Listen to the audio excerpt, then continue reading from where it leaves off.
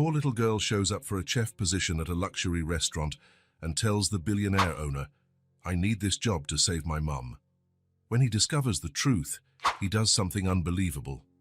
The rain battered the city that autumn afternoon, turning the elegant streets into rushing rivers. Maddox, the most acclaimed restaurant in the region, shone like a beacon in the storm. Inside, the kitchen operated like a perfectly choreographed dance. Warren Maddox, standing by the central counter, watched his chefs work with the precision of surgeons. At 42, he had built an enviable gastronomic empire, 5 restaurants across the country, 3 published books, and a TV show. None of it filled the emptiness he carried. "Chef, the sauce for the lamb is ready," one of the cooks informed him. Warren dipped a small spoon into the sauce, tasted it, and closed his eyes for a moment. "More time," he said simply, returning the spoon. His cell phone vibrated, another message from his assistant, reminding him of the charity dinner that night. Another event where he would smile for cameras, drink expensive champagne, and talk about nothing with people who meant nothing. The perfect life he had built was a castle of golden sand, impressive on the outside, empty on the inside. The kitchen door swung open, and his hostess, Vivian, rushed in. "Chef, sorry to interrupt, but there's a situation out front." "What is it? A critic complaining?" he asked, not looking up from the dish he was finishing. "Not exactly. It's a child, alone, asking for the owner." Warren frowned and looked at Vivian. "A child?" "Yes, a little girl. She won't leave. Says she needs to speak with you, specifically." With a sigh, Warren wiped his hands on his apron and took it off. The main dining room was nearly empty at this hour, just 2 couples at distant tables, enjoying a late lunch. Near the entrance, he saw a small figure, soaked from head to toe. A girl no older than 5 was waiting. She had dark brown hair stuck to her face by the rain, large brown eyes that seemed to take up half her face, and she was clutching a faded pink backpack almost her size. Her clothes, simple and a bit too large, spoke of a modest life. Warren approached cautiously, like one would approach a frightened bird. "Hello," he said, crouching down to her level. "Are you looking for me?" The girl studied him for a moment, as if confirming it was really him. "Are you the owner here?"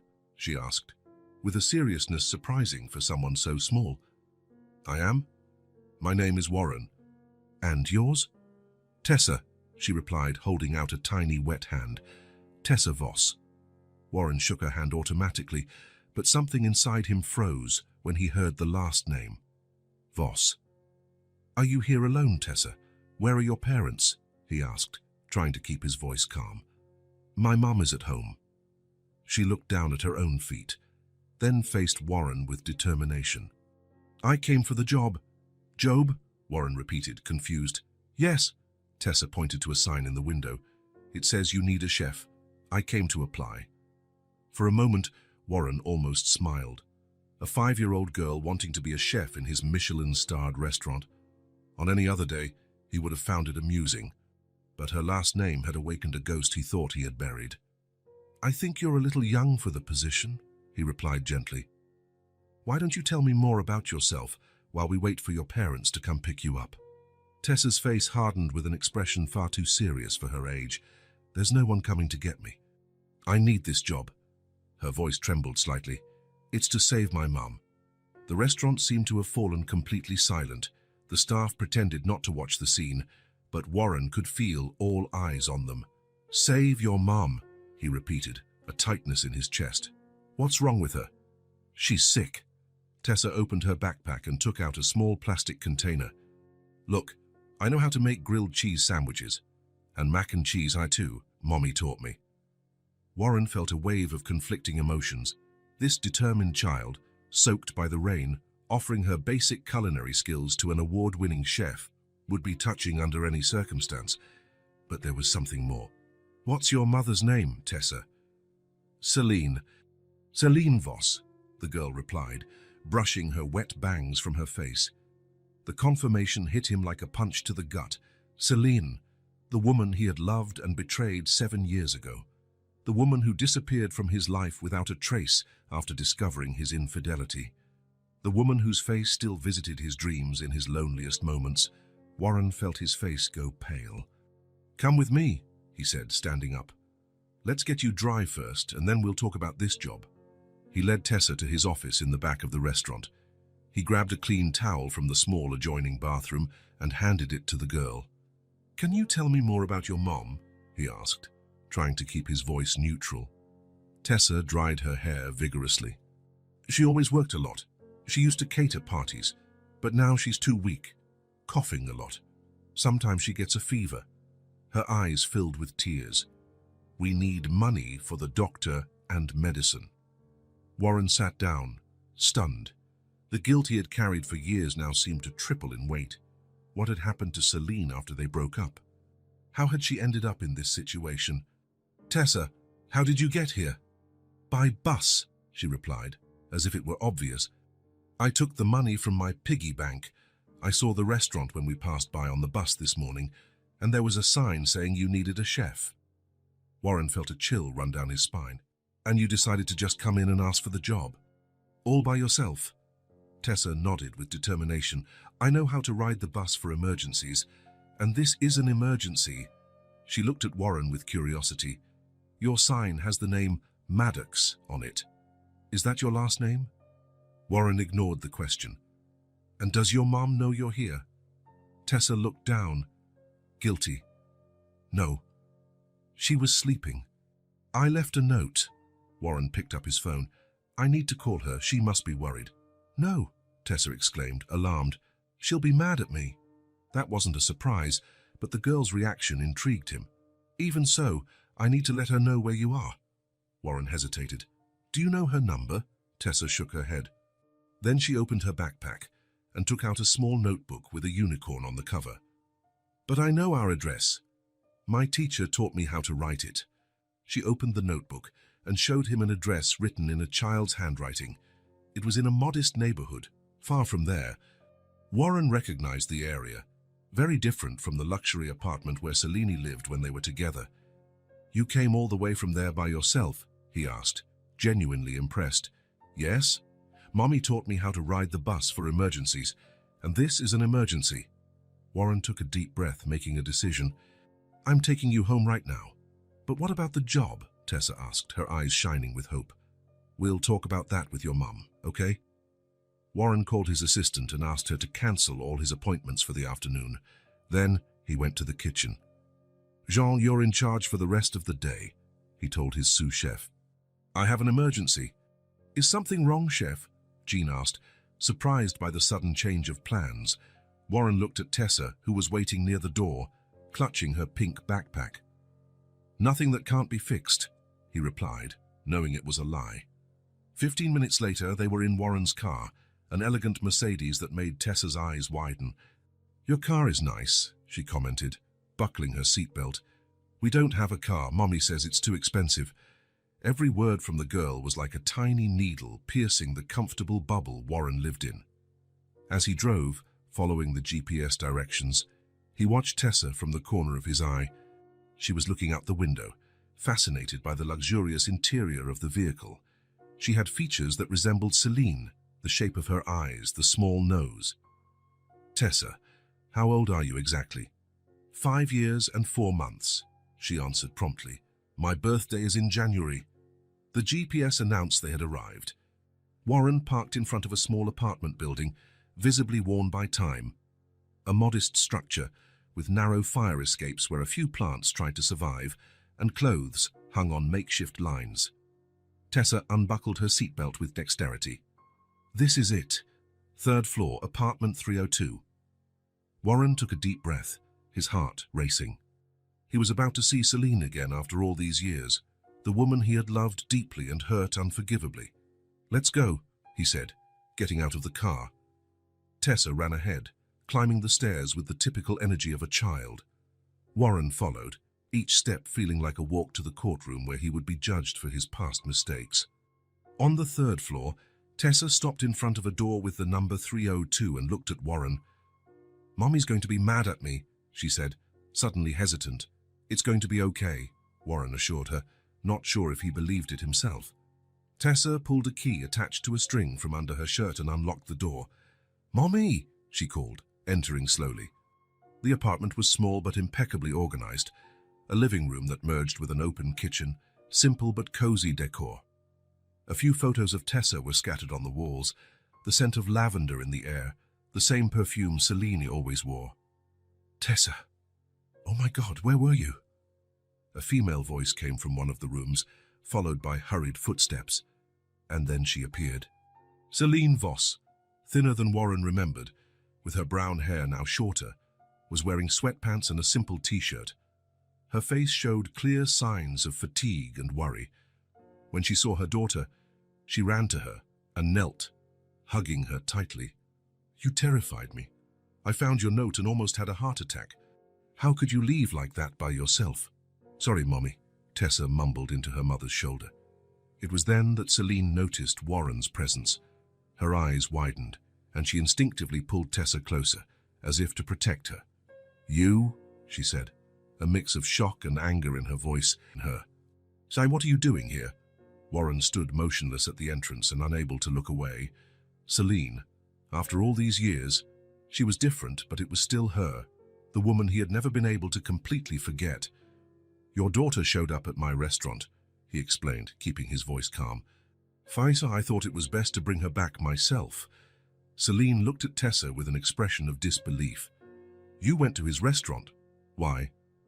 Tessa, looking smaller under her mother's questioning gaze, answered in a low voice, "I wanted to get a job to buy your medicine." Celine's eyes filled with tears. She hugged her daughter again, tighter this time. "Oh, Tessa, you shouldn't worry about that." Warren took a step forward. "Celine, I didn't know. If I had any idea you were going through hard times..." She stood up quickly, placing herself between him and Tessa. "You? What are you doing here?" Her tone was as sharp as a knife. "I don't need your help. You hurt me too much. Celine, please, I just want to help. Now." The bitterness in her voice was palpable. After all this time, you don't have that right." Warren felt each word like a blow, but he knew he deserved it. "I understand your anger, but this isn't about me or you. Tessa told me you're sick, that you need treatment. That's not your problem." Celine crossed her arms defensively. "Thank you for bringing her back. Now, please, leave." Warren hesitated, looking at Tessa, who was watching the scene with frightened eyes. "Celine, please, can we talk just for a minute? We have nothing to talk about." She pointed to the door. "So I get out of my house." Warren tried to argue again, but Celine's determined expression made it clear there was no room for negotiation. He nodded slowly. "All right, I'm going." He took a card from his pocket and placed it on a table near the entrance. "My number, in case you change your mind." Before leaving, he looked at Tessa one last time.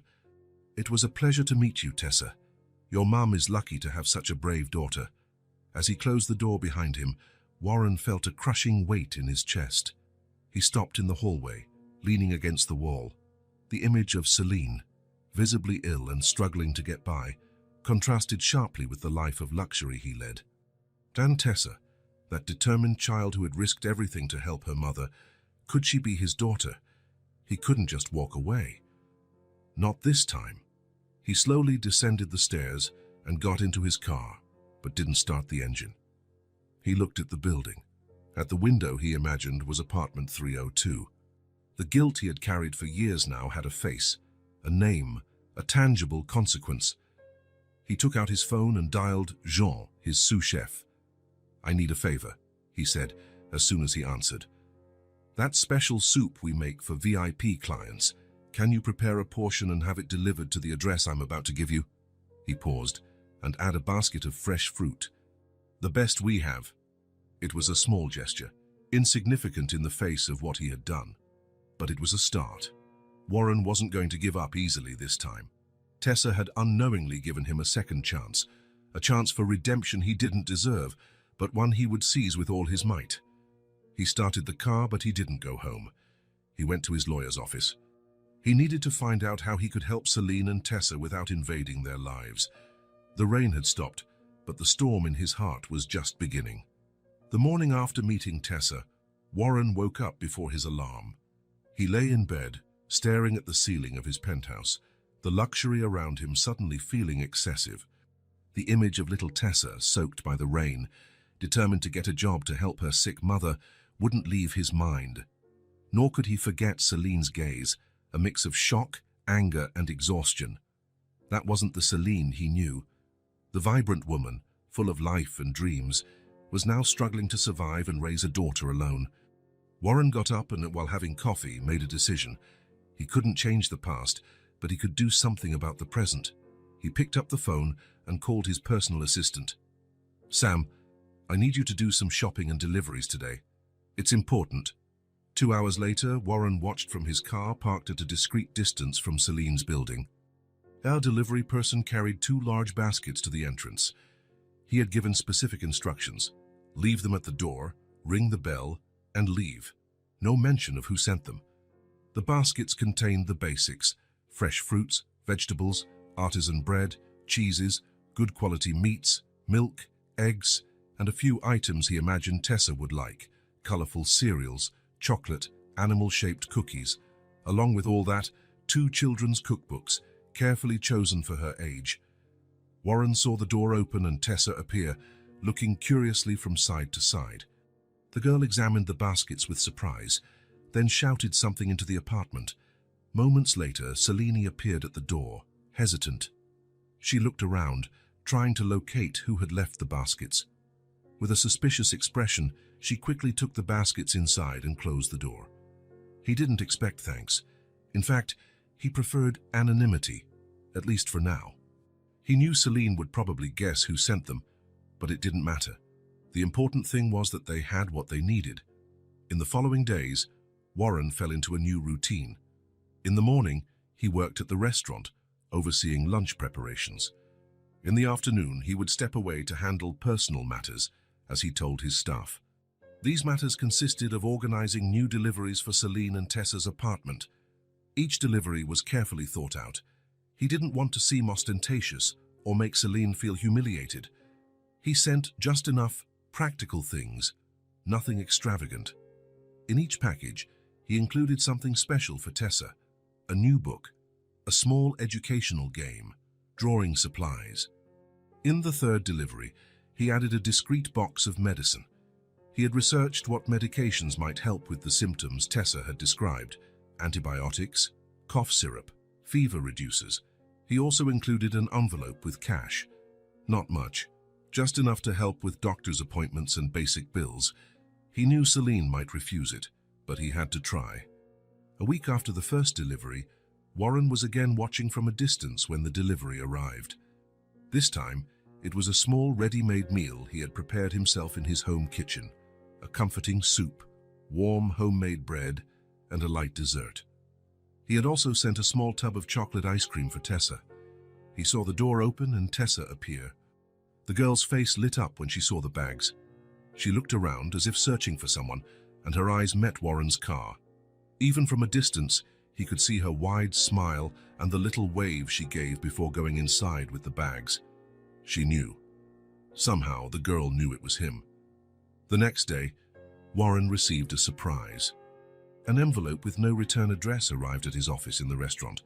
Inside, there was a drawing made with colored pencils, a smiling girl holding baskets of food. In the bottom corner, in the clumsy handwriting of a 5-year-old, it said, "Thank you for the yummy things, from Tessa." Warren felt a lump in his throat. He carefully put the drawing in his briefcase. That small gesture meant more than any formal thank you. The deliveries continued over the weeks. Fresh fruit on Mondays, books for Tessa on Wednesdays, homemade meals on weekends, medicine as needed. Discreetly, he also began to pay some of their bills: the rent, the electricity.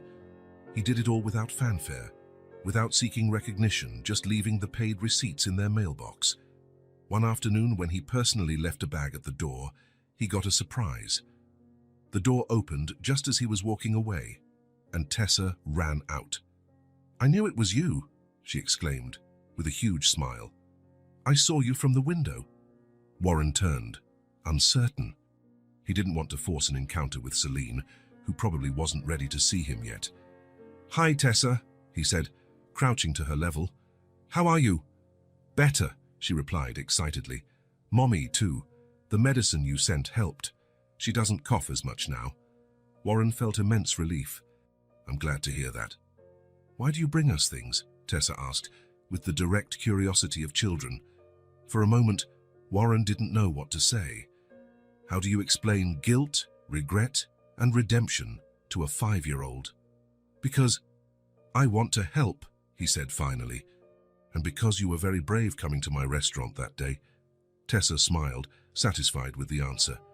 "Mommy gets mad when the things arrive," she confided, lowering her voice. "But then she puts everything away. She told me it's rude to refuse gifts." The girl's frankness made him smile. At least Selena was accepting his help, even if reluctantly. "Tessa!" Celine's voice came from inside the apartment. "Who are you talking to?" The girl's face tensed with guilt. "I have to go," she said quickly. "Thanks for the ice cream last week. Strawberry is my favorite." Before Warren could reply, she grabbed the delivery bag and ran inside. Through the crack of the ajar door, Warren caught a glimpse of Celine. Their eyes met for a brief moment before she closed the door. There was no smile, no wave, just a look, less hostile than before, perhaps. It was the most he could hope for now. The following week, Warren prepared something special. He found out through Tessa in one of their brief encounters that her mother was having trouble sleeping. He included a small bottle of lavender oil and a calming herbal tea infusion that his own mother used to make. When he arrived at the building, he noticed a small figure waiting at the entrance. Tessa was sitting on the steps, swinging her legs impatiently. Upon seeing him, she jumped up. "You came," she exclaimed. "I have something for you." She held out a crumpled envelope. Warren opened it carefully and found another drawing. This time, it showed 3 figures, a small one, clearly Tessa, a larger one next to her, who must be Celine, and a third figure, with what looked like a chef's hat. "It's us," Tessa explained, pointing. "Tamisi, Mommy, and you." Warren felt a tightness in his chest. "It's a beautiful drawing, Tessa, thank you." "Mommy said I can thank you for the things, but I can't invite you in," she said, with the typical frankness of children. "She's not ready yet." The unexpected sincerity caught him off guard. "That's okay," he replied, handing her the delivery bag. "These things will help your mum sleep better." Tessa took the bag, which looked huge in her small arms. "She'll like it. She stays up a long time at night. Sometimes she cries." The information hit him like a blow. Even after so much time, Selene was still suffering because of him. "Tessa, time to come in." Selene's voice came from a window above. Warren looked up and saw Selene watching them from the apartment window.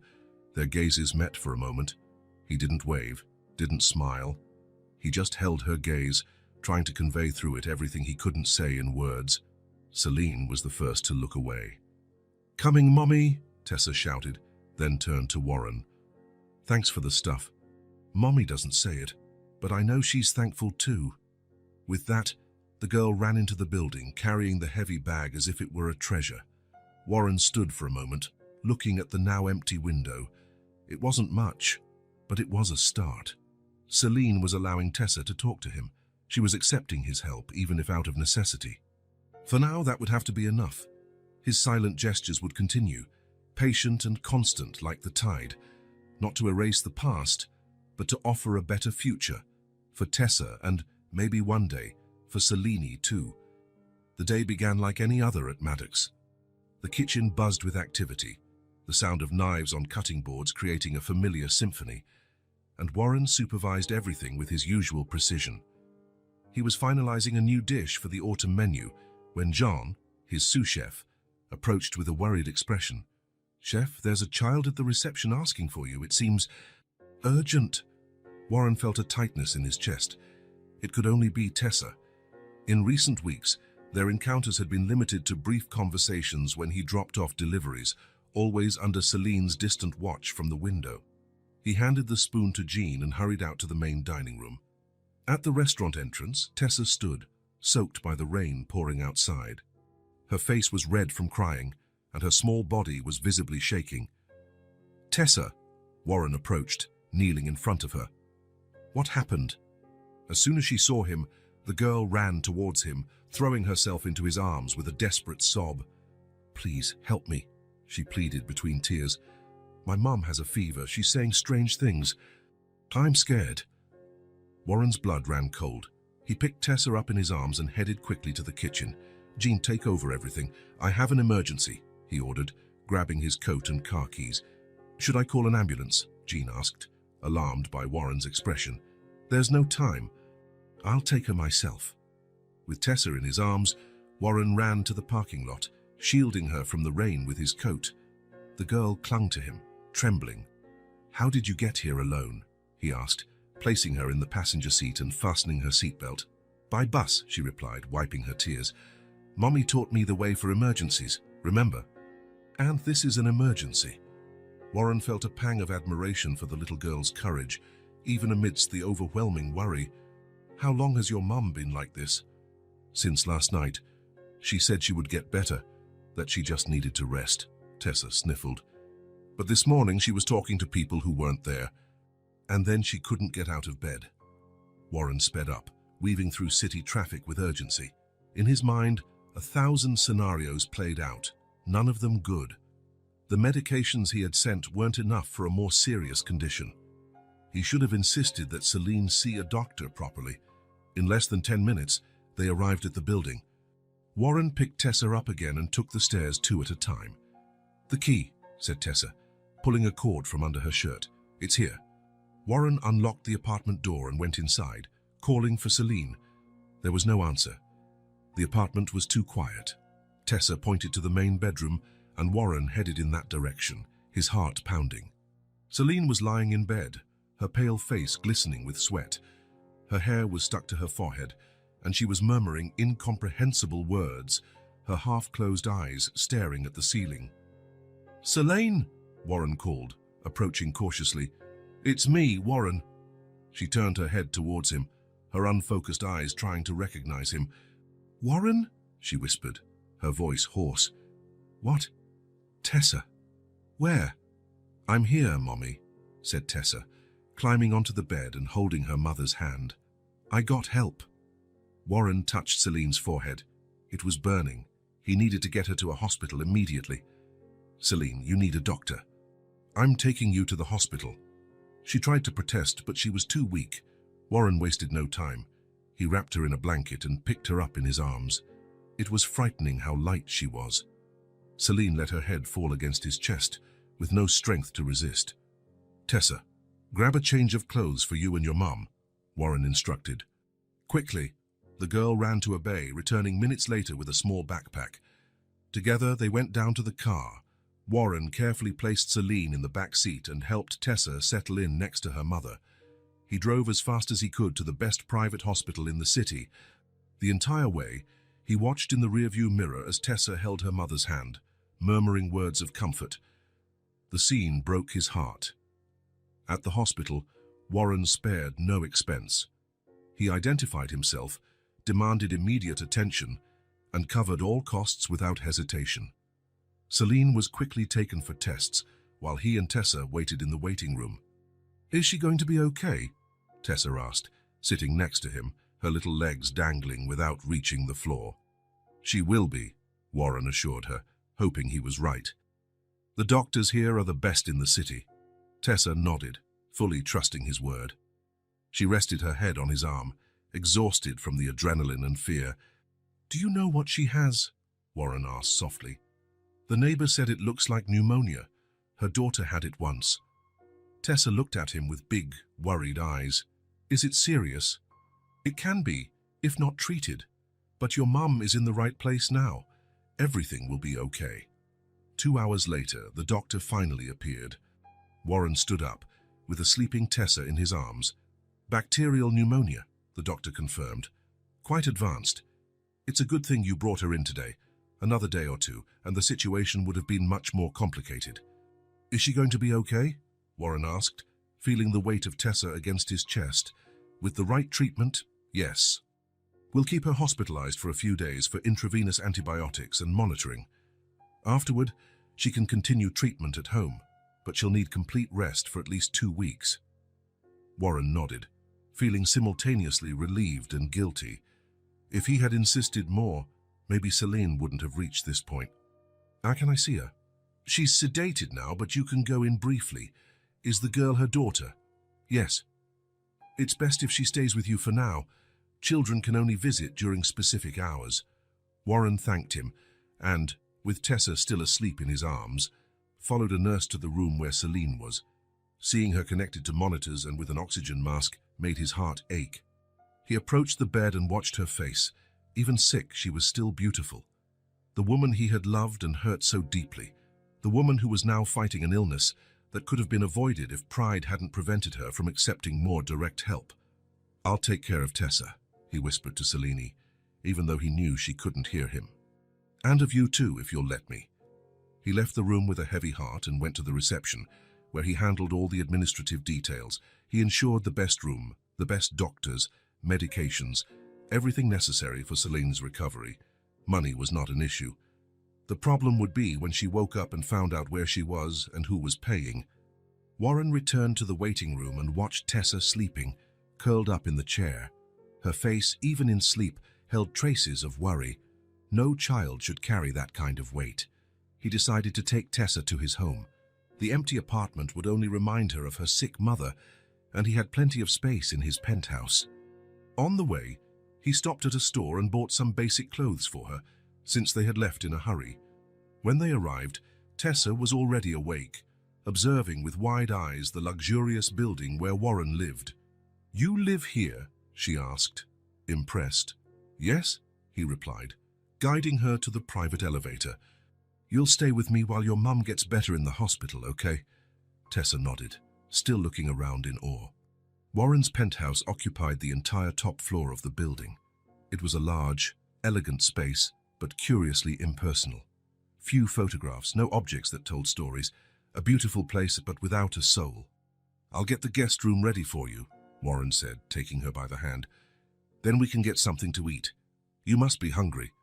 "Mommy's going to be mad when she finds out I'm here," Tessa commented, as she timidly explored the room that would be hers temporarily. Warren sighed. "Probably, but it's the best for you right now." In the days that followed, they established a routine. Warren adjusted his hours at the restaurant to be able to care for Tessa and visit Celine regularly. In the morning, he would take the girl to see her mother at the hospital. In the afternoon, they would return home, where he helped her with lessons sent by her school, and then they would cook together. Celine was gradually improving. The fever had subsided, and she could now stay awake for longer periods. She was still weak, but the doctors were optimistic about her recovery. However, she remained distant with Warren. She accepted his help only because she had no choice, and because Tessa seemed happy and well cared for. "How is she today?" Warren asked a nurse on the 5th day of her hospital stay. "Much better. The fever hasn't returned, and the tests show the infection is subsiding. If she continues like this, she can go home in 2 days." Warren thanked her and went to the room. Tessa was already there, sitting on the edge of the bed, excitedly telling her mother about the aquarium they had visited the day before. "And there was a small shark. Warren said it doesn't eat people, only fish," she reported, gesturing. Celine smiled weakly at her daughter, but her expression changed when she noticed Warren at the door. It was no longer the hostility of the first few days, but there was still a clear barrier. "Thank you for taking care of her," Celine said, the words clearly difficult for her to say. "There's nothing to thank me for," Warren replied. Tessa is an incredible child. An uncomfortable silence settled between them, broken only by Tessa's innocent chatter, who seemed not to notice the tension. That afternoon, back at the penthouse, Warren was preparing dinner while Tessa drew, sitting on the balcony. The sun was setting on the horizon, painting the sky orange and purple. It was a breathtaking view, but Warren watched it distractedly, his mind still at the hospital. "Warren," Tessa called, interrupting his thoughts. "Yes," he replied, sitting in the chair next to her. "Mommy was very mad when you showed up at our house that day." Her voice was casual, but the words hit Warren like a blow. "I didn't understand why." "She said she doesn't trust you." Warren felt a lump in his throat. The raw honesty of children sometimes hurt more than any adult accusation. "Sometimes adults hurt each other," he replied carefully, "and then it's hard to trust again." Tessa looked up at him, curious. "Did you hurt my mommy?" The question hung in the air, heavy as lead.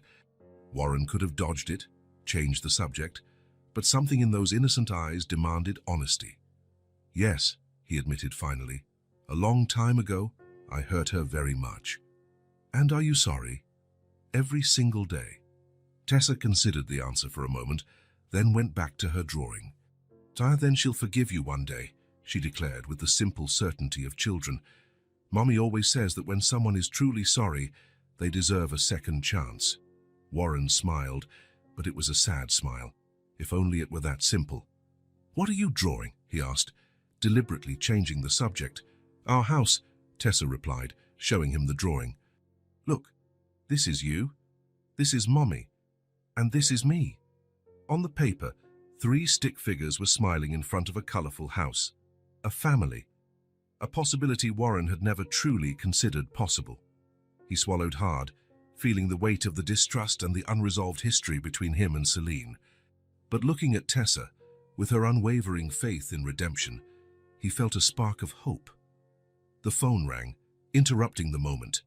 It was the hospital. Celine had asked for Tessa and wanted to talk to her. Warren handed the phone to the girl, who chatted excitedly with her mother for a few minutes. Watching Tessa talk on the phone, Warren allowed himself to imagine, for a brief moment, what it would be like to have this routine every day. A family, a real home. But he knew the path to that dream, if it even existed, would be long and difficult. Trust once broken was like a shattered vase.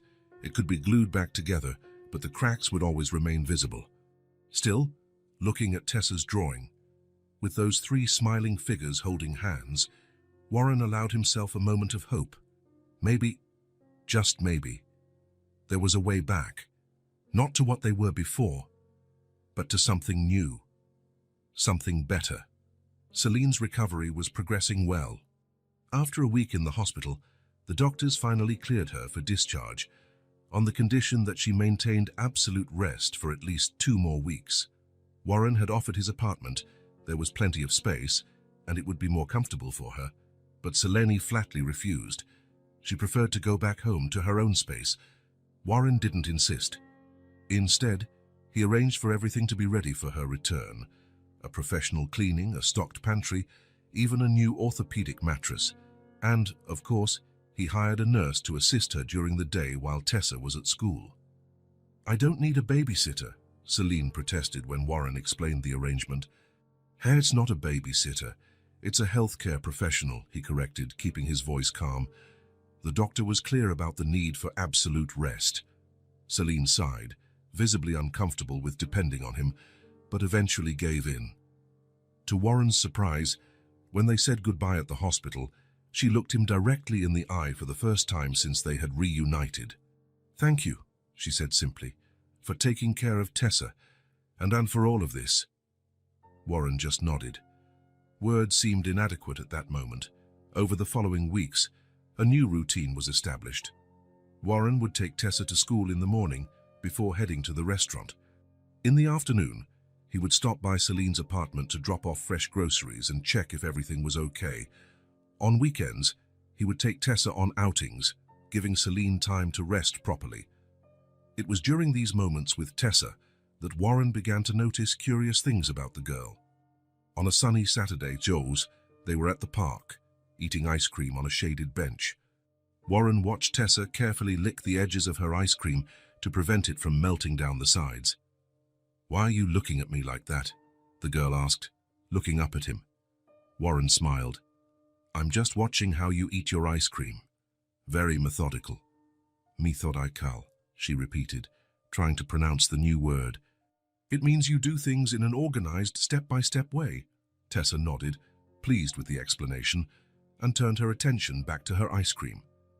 It was then that Warren noticed, while she thought, she would move her tongue to the corner of her mouth. It was a curious habit that for some reason seemed familiar. The next day, he was preparing lunch for them in his apartment kitchen. He decided to make a Waldorf salad to accompany the main course. "Do you like walnuts, Tessa?" he asked, showing her a package of walnuts. The girl's face contorted into a grimace. "I can't eat them. I get all red and itchy. The doctor said I'm allergic." Warren raised his eyebrows, surprised. "But I'm allergic to walnuts too," he commented, putting the package back in the cabinet. "Since I was a kid." "Really?" Tessa's eyes widened. "Mommy says it's rare to have this allergy." "It's true. It's not very common," Warren agreed, intrigued by the coincidence. "Does your mom have it too?" Tessa shook her head. "No, just me. She says I have to be careful at school because it's dangerous." Warren nodded thoughtfully. It was a curious coincidence, but nothing more than that. The following Tuesday, he picked Tessa up from school and took her straight to the restaurant. It was a quiet day, and he wanted to show the girl what a professional kitchen was like when it wasn't in full swing. Tessa was enchanted, exploring every corner with endless curiosity. "Is that a giant blender?" she asked, pointing to an industrial mixer. "Almost. It's a mixer for making doughs and creams." Jean, the sous chef, approached them. "Hey there, little chef. Enjoying the tour?" Tessa smiled, and then, to Warren's surprise, she replied, "It's simply fascinating." Jean laughed and went on with his tasks, but Warren watched Tessa with curiosity. Simply fascinating was a phrase he himself used frequently, a bit unusual for a 5-year-old. "Where did you learn to say that, Tessa?" he asked. The girl shrugged. "I don't know, I just said it." Warren accepted the answer, but something about that expression continued to echo in his mind for the rest of the day. On Thursday, Tessa was drawing at the living room table while Warren prepared dinner. He watched her discreetly, noticing how she furrowed her eyebrows in concentration, exactly as he did when he was focused on a complicated recipe. "You frown just like Warren when you're concentrating," commented Celine, who had joined them for dinner for the first time. Warren and Tessa looked at Celine at the same time, with almost identical expressions of surprise. "You both do that," Selene continued, with a slightly uncomfortable smile. "That same face when someone interrupts your concentration." Warren felt a pang of something indefinable.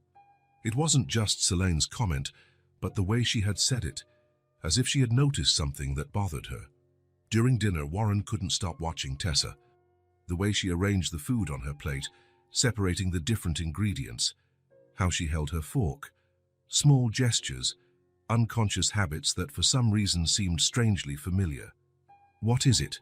Tessa asked, noticing his gaze. "Nothing," Warren replied, looking away. "I'm just happy we're having dinner together." Later, after Celine and Tessa had left, Warren sat on the balcony with a glass of whiskey, contemplating the illuminated city below. He couldn't stop thinking about the small coincidences he had noticed in Tessa. The tick with her tongue, the walnut allergy, the phrase "simply fascinating," the way she furrowed her brow, her habits at the table. They were small details, probably insignificant, but for some reason, they intrigued him deeply. Perhaps it was just the human instinct to find patterns where none existed. Or maybe Tessa was unconsciously mimicking his gestures, as children often do with adults they are close to. It wouldn't be unusual considering the time they were spending together. Still, something about those similarities touched him in a way he couldn't rationally explain. The next day, he took Tessa to the zoo. As they watched the monkeys, one of them made a funny face, and Tessa laughed so genuinely that Warren found himself laughing along, not at the monkey, but at the girl's spontaneous joy. "You have a great laugh," he commented. "Mommy says I laugh like you," Tessa replied casually, still watching the monkeys. "She said you both laugh with the same sound." Warren frowned, intrigued by this new comment. "Your mum talked about me, about how I laugh?" Tessa nodded, distracted by a monkey now doing acrobatics. "She said that when you first met, she loved hearing you laugh." The information took Warren by surprise. Celine rarely spoke about their past, and the idea that she would comment on such small details with Tessa was unexpected. "What else does your mum say about me?" he asked, trying to keep his voice casual. Tessa shrugged. "Almost nothing. Only sometimes, when I do something that reminds her of you." Warren wanted to ask more, but Tessa had already run off to the next enclosure, where the penguins were swimming gracefully. That night, as he was taking her home, Tessa fell asleep in the back seat of the car. When they arrived, Warren carefully picked her up so as not to wake her and carried her to the apartment. Celine opened the door, now recovered enough to move comfortably around the house. "She fell asleep," she whispered, making way for Warren to enter. "On the way back," he replied, also in a low voice. "I'll put her to bed." Celine nodded and guided him to Tessa's room. Warren gently laid the girl down and stepped back, watching how serene her face was in sleep. There was something in her profile, in the curve of her nose, in the shape of her chin, that fascinated him without him knowing exactly why. Back in the living room, he found Selena making tea. "Would you like a cup?" she offered, surprising him with the gesture of hospitality. "I'd love one, thank you," he replied, sitting at the table. As they drank their tea in an almost comfortable silence, Warren couldn't stop thinking about the small coincidences he had noticed in Tessa, the inexplicable similarities, Celine's comments. "Tessa told me something curious today," he finally commented. "She said you think we laugh alike." Celine froze for an instant, then visibly relaxed, though her eyes remained alert. "She has an impressive memory," she replied, avoiding his gaze. "I mentioned that once, a long time ago. She also said that you notice when she does things that remind you of me." Selene took a sip of tea, clearly trying to buy time. "Children absorb behaviors from the adults around them," she said finally. "It's not uncommon." There was something in the way she avoided looking at him directly that piqued Warren's curiosity. "It's fascinating how we notice these little similarities, isn't it?" he observed. "Like the walnut allergy we both have, or how she frowns the same way I do when she's concentrating." Celine stood up abruptly, taking her cup to the sink. "Say, it's getting late," she said, her back to him. "Thank you for taking Tessa to the zoo. She loved it." Warren got the hint. It was time to go, but the questions in his mind wouldn't stop multiplying. "Of course," he replied, standing up. "I loved it too." At the door, Celine finally looked at him, and there was something vulnerable in her eyes that Warren couldn't interpret. "Good night, Warren," she said, almost in a whisper. "Good night, Celine." On the way home, the small coincidences spun in his mind like pieces of an incomplete puzzle. There was something there, something that intrigued him deeply, something beyond the simple affection he had developed for Tessa. They were like little echoes, subtle reflections that touched him in a way he couldn't explain. And as much as he tried to convince himself they were just coincidences, he couldn't help but feel there was something more, something important that he couldn't yet see clearly. The conversations with Tessa, her innocent and surprisingly profound observations, touched him in a way that went beyond simple friendship. It was a connection he couldn't name, but one he felt growing every day. And in the subtext of Selene's reactions, in her averted gazes and interrupted sentences, he sensed there was an untold story, a secret that might explain all these little coincidences that so intrigued him. Warren's apartment was too quiet that night. After weeks of caring for Tessa, monitoring Celine's recovery, the loneliness of his penthouse felt almost tangible. The city lights twinkled through the panoramic windows, but he barely noticed, lost in thought. The coincidences he'd noticed in Tessa continued to haunt him. The way she moved her tongue when concentrating, the walnut allergy, the expressions identical to his. There was something there he couldn't explain, a missing piece to the puzzle. Warren poured himself a glass of whiskey and walked out onto the balcony. The night was clear, with stars visible despite the city lights. He remembered how Celine loved to watch the night sky. "Every star is a story," she used to say, and together they form something much greater. He hadn't thought of that phrase in years. Why now? Why were all these memories resurfacing? Maybe it was time to face the past head-on. With renewed determination, Warren left the glass on the table and went to the room he used as an office. At the back of the closet, behind boxes of documents and rarely used items, was something he had avoided for years, an old cardboard box, sealed with tape yellowed by time. He pulled it out, feeling the weight, not just physical, of the object. He took it to the living room and placed it on the coffee table. For a few minutes, he just stared at it, as if gathering courage. Finally, with a deep sigh, he removed the tape and opened the lid. The smell of the past hit him immediately, old paper, faded perfume, dusty memories. On top, a photograph, him and Celine, arm in arm in front of a lake, smiling for the camera. He couldn't remember who took the picture, but he remembered the day perfectly. It had been a weekend at a country house, far from the hustle and bustle of the city. Celine was radiant, her hair loose in the wind. Warren picked up the photo, running his thumb over the image. Celine looked so young, so full of life. So did he. His eyes had a sparkle that had long since faded. Under the photograph was a small velvet box. He opened it, revealing a pair of silver earrings with small blue stones. His first gift to Celine. He remembered the nervousness as he gave it to her, her smile as she opened it. "They're the color of your eyes," he had said, and she had responded by putting them on immediately. One by one, Warren took the items out of the box. Movie tickets saved as souvenirs, birthday cards, a small teddy bear she kept on her work desk. Each object told a story, a moment of happiness that now seemed to belong to another life. At the bottom of the box, he found a stack of letters tied with a red ribbon. His heart raced. Letters he had written to Celine after their breakup, letters he never had the courage to send. With trembling hands, he untied the ribbon and opened the first letter. The date at the top indicated it was 2 weeks after Celine had left him. "Celine, I don't know where to begin. The words seem inadequate, empty in the face of what I've done. I betrayed your trust in the worst possible way, not just with that woman, but with my choices, with my cowardice. In that moment, when you confronted me, I should have owned up to everything. I should have begged for your forgiveness. Instead, I blamed you. I said unforgivable things, shifting the responsibility for my own mistakes onto you.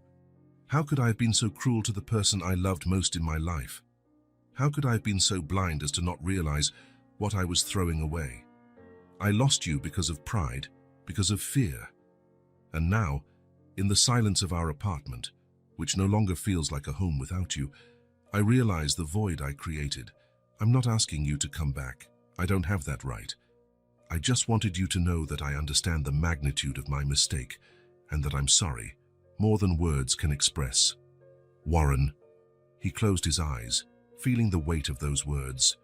He remembered perfectly the day he wrote it, sitting exactly where he was now with a half-empty bottle of whiskey beside him.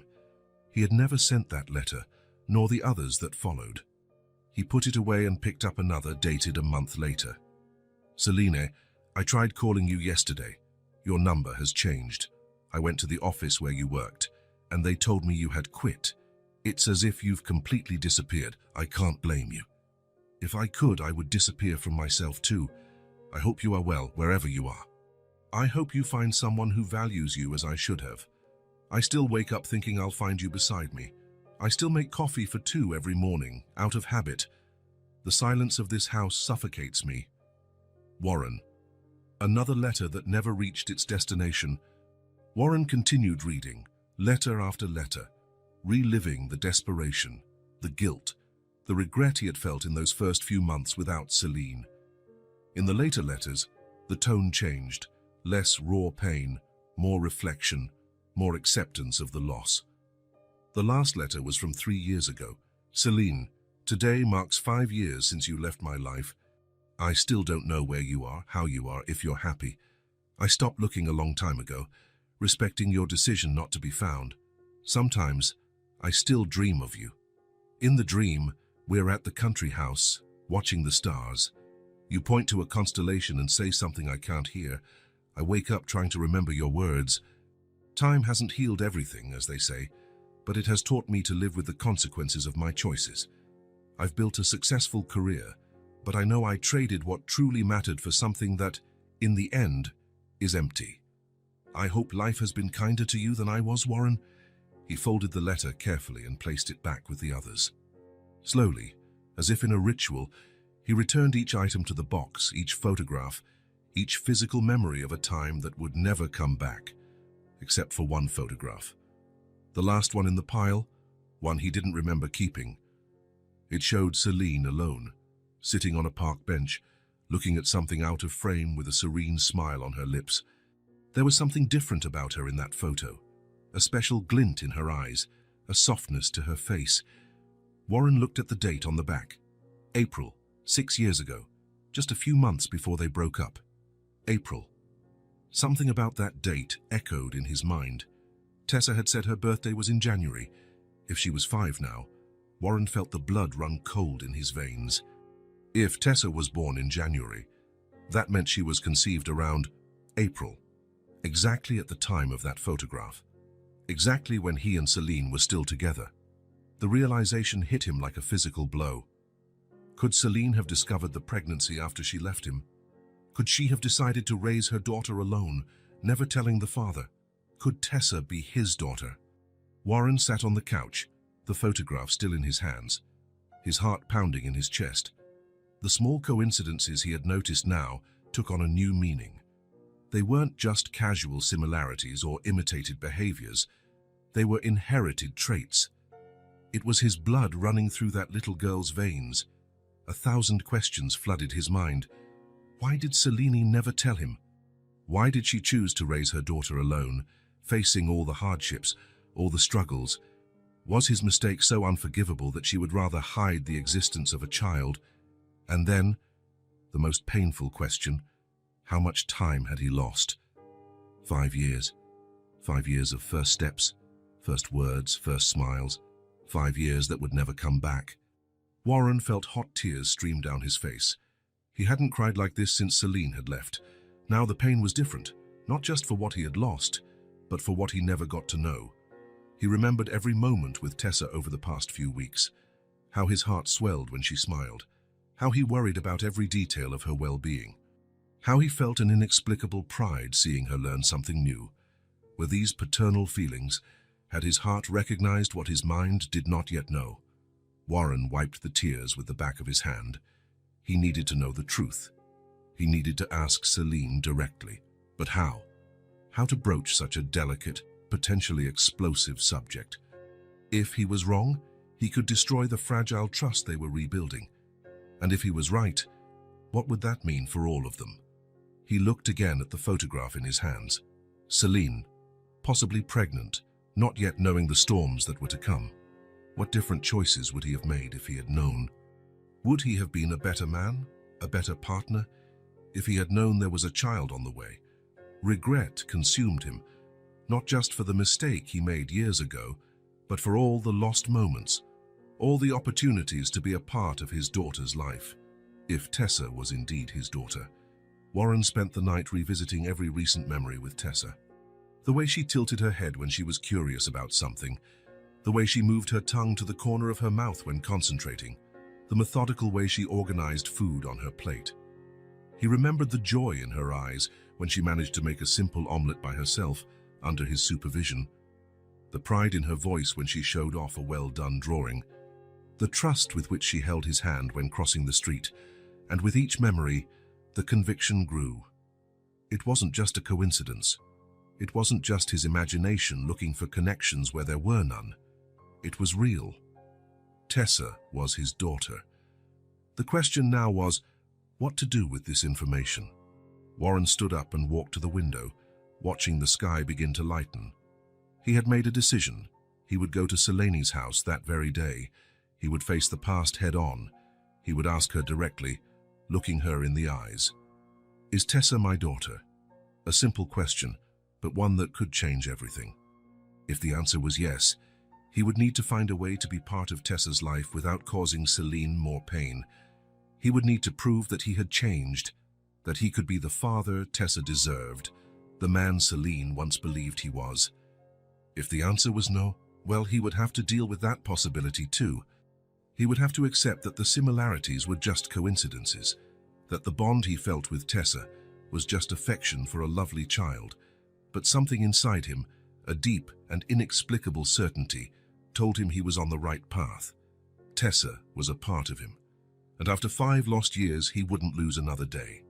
With the first light of morning, Warren closed the box of memories, but left the photograph of Celine on the table.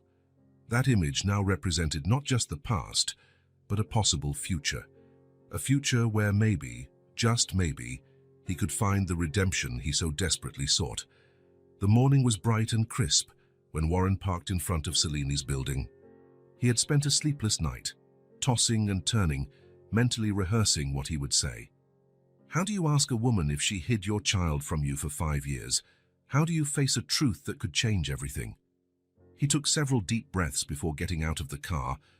In his hands, he carried only a small bag of fresh croissants, a pretext for the visit, though he knew Selene wouldn't be fooled. She always had a gift for reading his intentions, even when he tried to hide them. He climbed the stairs slowly, each step feeling higher than the last. On the 3rd floor, he stopped in front of door 302 and hesitated. Maybe he was wrong. Maybe he was about to destroy the fragile relationship they had rebuilt. Maybe it was better to let the past stay buried. But then he remembered Tessa, her smile, her curious eyes, the way her tongue nervously moved to the corner of her mouth when she concentrated, just like he did. If there was the slightest possibility she was his daughter, he needed to know. He owed it to her. He owed it to himself. He rang the doorbell. A few moments later, the door opened to reveal Celine. She looked significantly better than the last time he'd seen her. The color had returned to her cheeks, and her hair was tied back in a simple bun. She wore jeans and a light blue t-shirt, casual but elegant in her simple way. "Warren Jiku," she said, surprised. "I wasn't expecting you today." "I'm sorry to show up unannounced," he replied, holding out the bag. "I brought breakfast."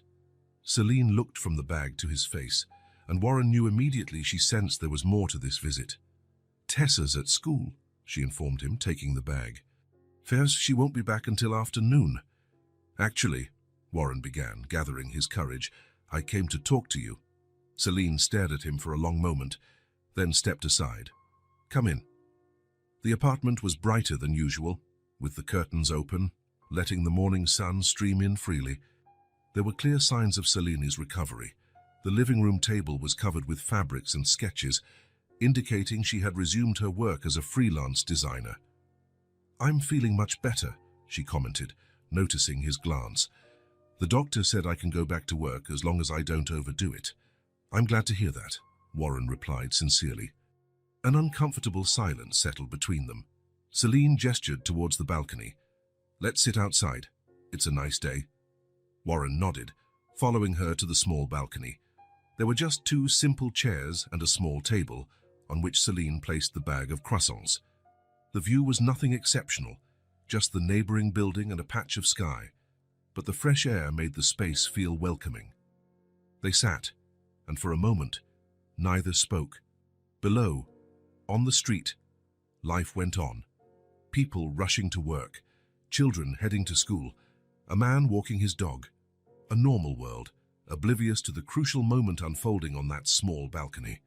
"You didn't come all this way to bring croissants," Celine said finally, breaking the silence.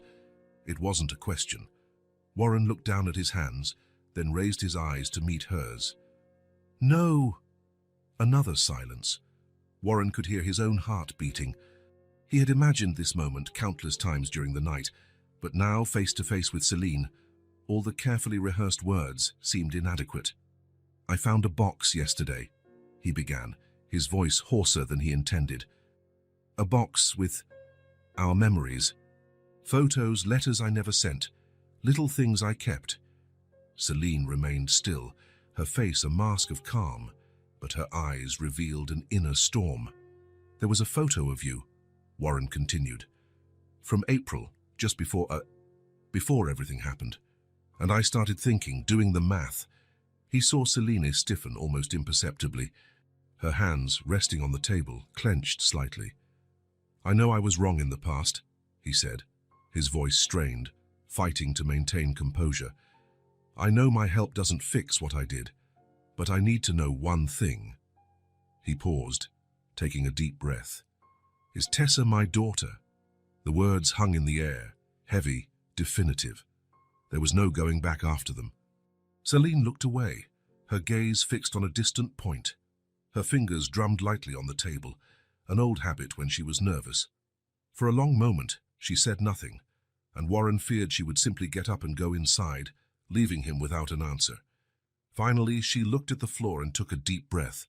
"I thought I'd never have this conversation with you," she said, her voice low, almost a whisper. "I thought our paths would never cross again." She paused, still not looking at him. "You hurt me so much. Do you know what it's like to love and be betrayed?" Her voice trembled slightly. "You don't forget that I loved you, Warren. And you threw it all away." She finally raised her eyes, meeting his. There was pain there, but also strength. "Then I found out I was pregnant, and I thought you didn't deserve to know." The confirmation hit Warren like a wave. Even though he had suspected, even though he had connected the dots, hearing the truth from Celine's lips was different. It was real. It was irrevocable. Tessa was his daughter. Warren felt something break inside him, a dam of emotions held back for years, maybe decades. Tears began to stream down his face, silent at first, then accompanied by sobs he couldn't control. For the first time since he was a boy, Warren Maddox cried openly, without trying to hide it, without trying to contain it. All the defenses, all the masks he had built over the years crumbled, leaving only the raw, vulnerable man, faced with a truth that changed everything. I have a daughter," he murmured through his tears, more to himself than to Celine. "All these years, I never even knew." Celine watched, her own face a mix of conflicting emotions. There was anger there, resentment for the years of solitary struggle. But there was also something else, perhaps understanding, perhaps even a hint of regret for her own decision. "You weren't ready to be a father," she said finally, "or a husband for that matter. You chose your career above all else. Above me." Warren wiped his tears with the back of his hand, trying to regain some control. "You're right," he admitted, his voice still choked. "I was selfish, arrogant. I thought I could have everything without commitment. When you found out about the other woman, I could have begged for your forgiveness, tried to fix things. Instead, I blamed you for stifling my creativity, for not understanding the pressure I was under." He laughed bitterly. What a pathetic excuse. The truth is, I was scared of commitment, of the idea of building a life together, so I sabotaged everything. A silence settled between them. It was no longer an uncomfortable silence, but one that was full of memories, of pain, of long unspoken truths. "If I had known about Tessa," Warren began. "Don't say that," Celine interrupted, shaking her head. "We can't rewrite the past with what-ifs. You were who you were, I am who I am. We made our choices." "But I've changed, Selina," Warren said, leaning forward. "I'm not saying I deserve your forgiveness, or that we can go back to what we were. I'm just saying I'm not that man anymore." Selina studied him, as if trying to see beyond the surface, searching for the truth in his words. "Maybe," she conceded finally. "You have been different. The way you took care of Tessa when I was sick, how you've helped without asking for recognition." She paused, considering her next words. "I think Tessa deserves to know the truth." Warren felt a tightness in his chest, a mix of fear and hope. "You'd tell her?" he asked, almost in disbelief. Selene nodded slowly. "She already likes you. And she's been asking questions about her father. Questions I've answered vaguely until now." "What did you tell her?" "That her father lived far away. That sometimes people who love each other have to go their separate ways." She shrugged. Half-truths a child could understand. Warren absorbed that, imagining how Tessa must have felt all these years, growing up without a father, picturing him as a distant, almost mythical figure. "How will we tell her?" he asked. "I will tell her," Celine corrected. "Alone first. Then, if she wants to, you two can talk." Warren nodded, respecting her decision. "Thank you," he said simply. "I know you didn't have to do this." "I'm not doing it for you," Selena replied, her tone firm but not hostile. "I'm doing it for Tessa." That afternoon, when Tessa came home from school, Selene took her into her room and closed the door.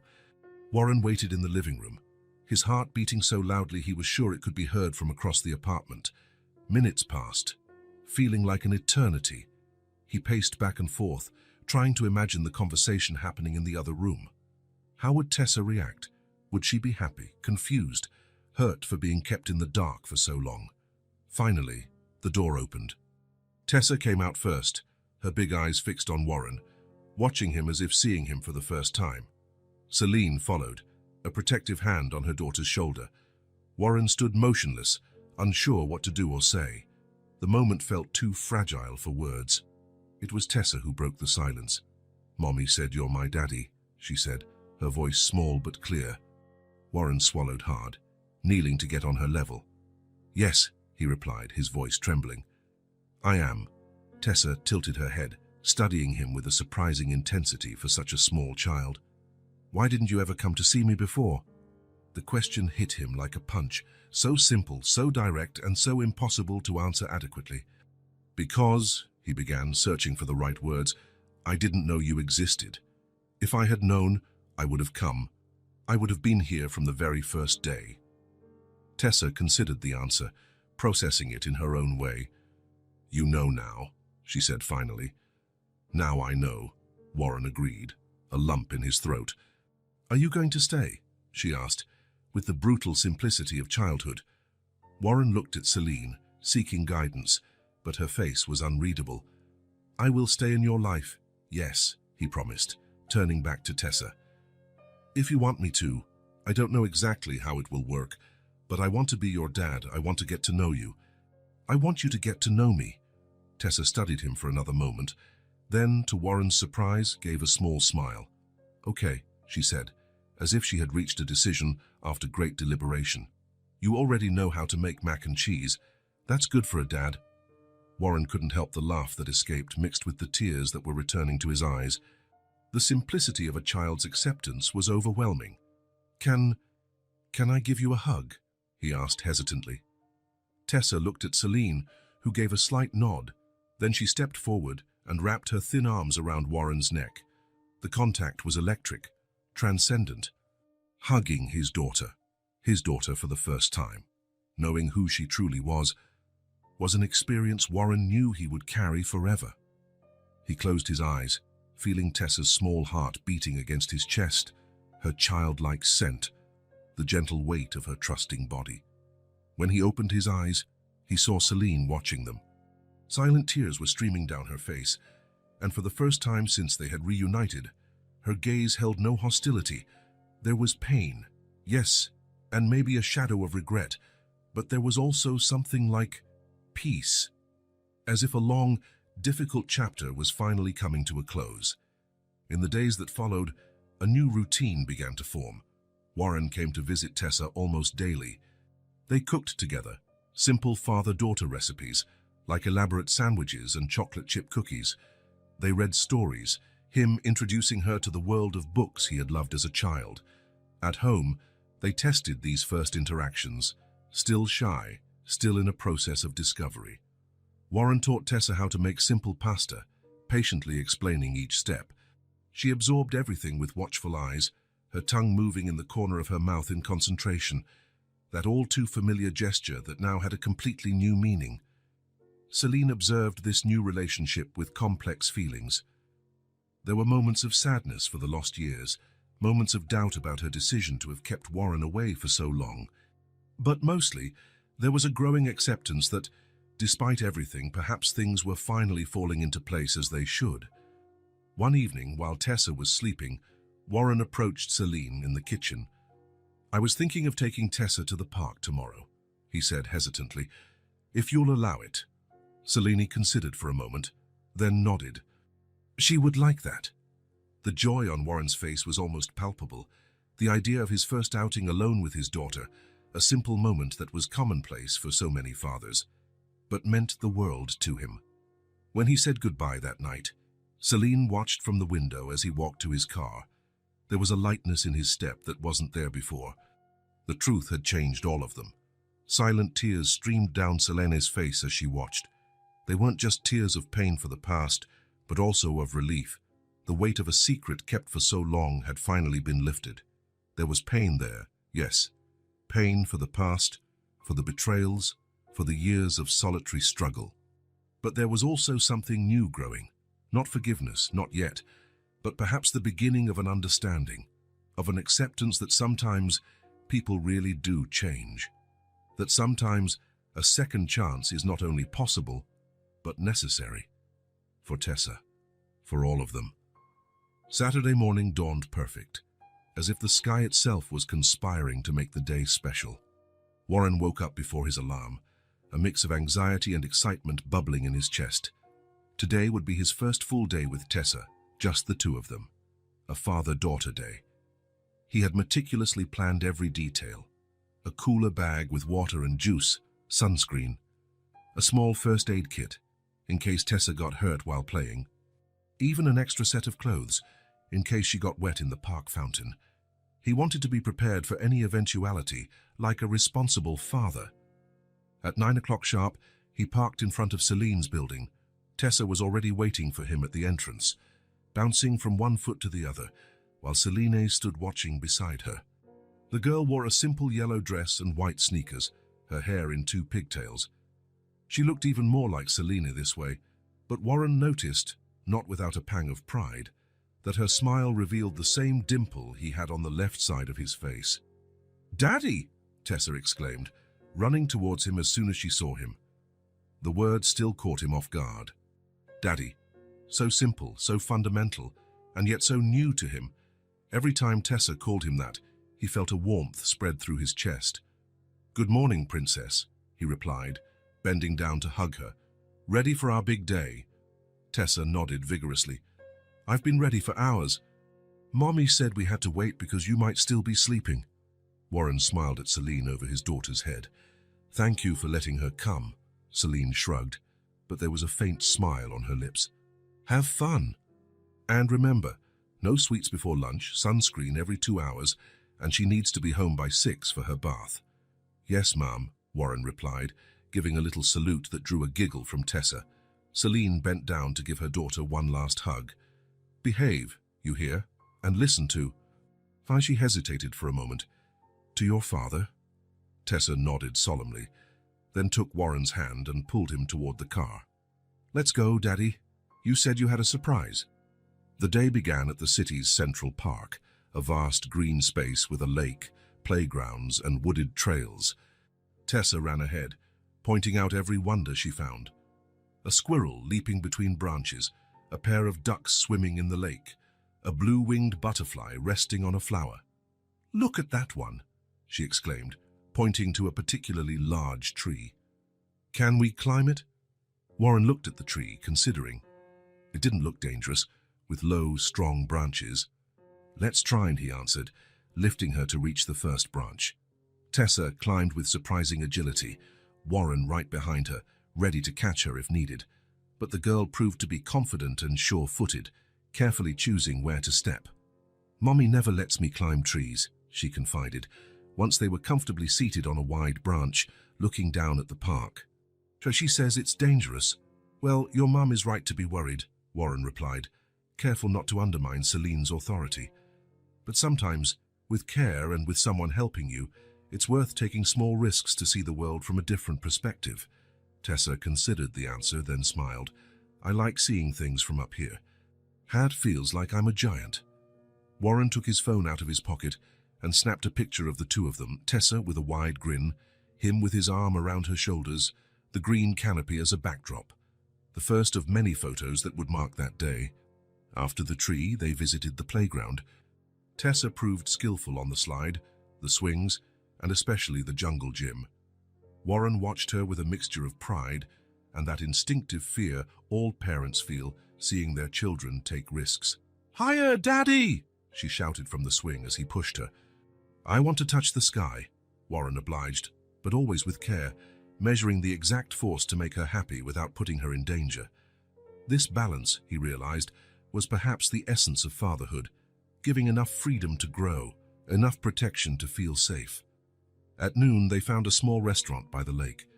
Tessa ordered spaghetti and meatballs, just like in the movie with the doggy, she explained, and Warren opted for the same, happy to share this small moment. They talked about her school, her friends, her dreams for the future. "I want to be a chef like you," she declared, with tomato sauce on her chin, "but I also want to be an astronaut, and a vet, and a ballerina." Warren smiled, wiping her chin with a napkin. "You can be anything you want, you know. and you can change your mind as many times as you need to. After lunch, they went to an ice cream parlor. Tessa chose strawberry ice cream with chocolate topping, while Warren opted for pistachio, a flavor she tried and declared weird, but not bad. "When I was little like you," Warren said, as they walked with their ice creams, "my dad used to take me for ice cream every Sunday, no matter the weather." "Even if it was raining?" Tessa asked, impressed. "Even in the snow," he confirmed, remembering the harsh winters of his childhood. He used to say that special days shouldn't be cancelled because of the weather. "Does your dad still get ice cream with you?" The innocent question caught him off guard. It had been years since he'd thought about his own father, who had passed away when he was in college. "No," he answered softly. "He went to heaven a long time ago, but I remember all of our ice cream days." Tessa considered this for a moment, then held his free hand more tightly. "Can we have ice cream every Sunday too? That way you'll remember him. And one day when I'm big, I'll remember you." Warren felt a lump in his throat. How could this little 5-year-old person be so profound? "That's a great idea," he managed to say. "Let's do that." The last stop of the day was a bookstore. Tessa's eyes widened at the sight of shelves full of children's books. Warren told her she could pick 3 dies, but they ended up leaving with 5. It was impossible to say no when she held each book as if it were a precious treasure, explaining exactly why she needed it. "This one has a dragon who can't fly, but he learns," she explained about one. "And this one teaches about the stars. And this one has recipes for kids." They left the bookstore with a full bag and lighter hearts. On the way back to the car, Tessa held his hand with a confidence that wasn't there at the start of the day. It was no longer the hand of a near stranger she was holding, but her father's. "This was the best day of my life," she declared, once they were in the car. "Mine too," Warren replied, and realized it was true. They took one last selfie together in the car, with Tessa making a funny face that made him laugh so hard the picture came out blurry. When they arrived at Celine's apartment, Tessa ran ahead to recount all the day's adventures. Warren followed more slowly, carrying the bag of books, his heart overflowing with an emotion he had never felt before. Celine was waiting for them, smiling at her daughter's enthusiasm. "Looks like you two had fun," she commented. "It was amazing, Mommy. We climbed trees and we had ice cream, and we bought books and we saw ducks and—" "Breathe, sweetie," Selina laughed. "You can tell me all about it during your bath." While Selene took Tessa to get washed up, Warren arranged the new books on the small shelf in the girls' room. Each title carefully selected, each story they could now share. He also found a space on the wall to put one of the photos they had taken in the park, which he had quickly printed at a shop on the way back. When Selene returned to the living room, she found Warren looking thoughtfully out the window. "She adores you," she said simply. Warren turned, emotion clear on his face. "And I adore her. I had no idea." His voice broke. "I had no idea it was possible to love someone like this, so completely, so instantly." Selene nodded, understanding. "That's how it is. From the very first moment." A comfortable silence settled between them. It wasn't the tense silence from before, laden with unspoken resentments. It was something new, like a truce. "Selene," Warren began, his voice serious. "I will do everything for her. I'll put her in the best schools, make sure she has everything she needs. If you want, I'll even buy a house for you to live in, somewhere better. You'll never want for anything again." Selene studied him for a long moment. "I'm not asking for that. I know, but I want to do it. Not to buy your forgiveness or a place in her life, but because it's the least I can do after missing 5 years. Selene considered his words, then nodded slightly. "We can talk about it, but Warren—" She paused. "She doesn't need expensive things or elite schools. She needs you, your presence, your time, your love. She'll have all of it," he promised. "Every minute I can give."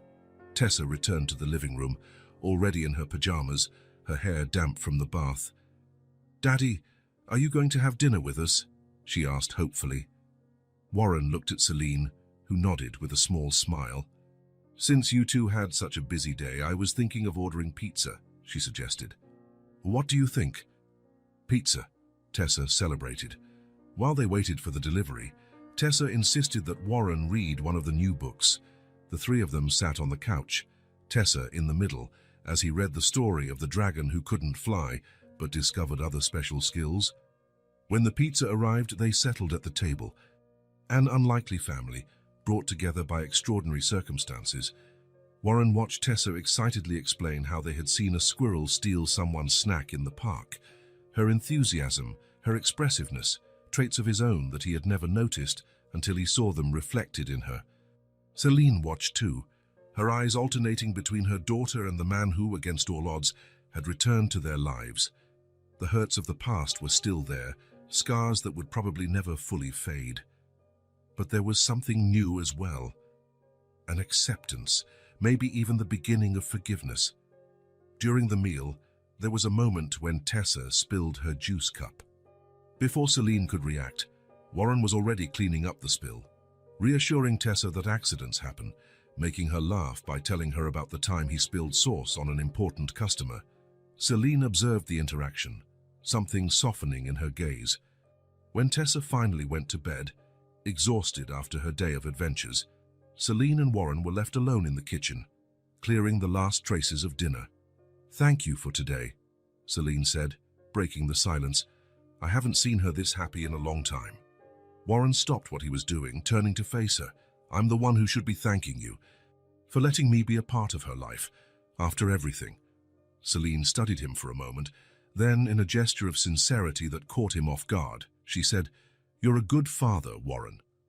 6 simple words, but they meant everything. A recognition, a beginning, a possibility for the future. Warren felt tears in his eyes, but this time he didn't try to hide them. "I'm trying to be," he answered honestly, "and I'll keep trying every day." That night, driving back home, Warren felt different, as if something fundamental had shifted inside him. He was no longer just the star chef, the successful businessman. He was Tessa's father. And somehow, this new role, the most important he had ever had, made all the others seem insignificant in comparison. The city lights glittered around him, but all he could see were the smiles from that day, stored forever in his memory and his heart. A day to remember, the first of many to come. If this story touched your heart, subscribe to the channel and turn on notifications so you don't miss the next ones. Leave a like, because it helps this story get recommended to more people. See you in the next story.